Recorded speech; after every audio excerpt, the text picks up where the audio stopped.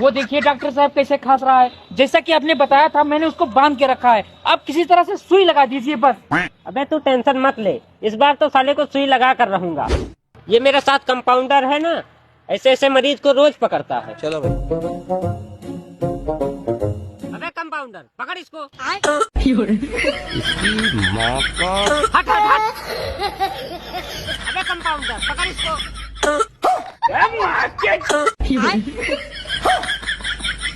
साला तुम कौन बात के कंपाउंडर हो, पकड़ो उसको। और अभी तो रुको।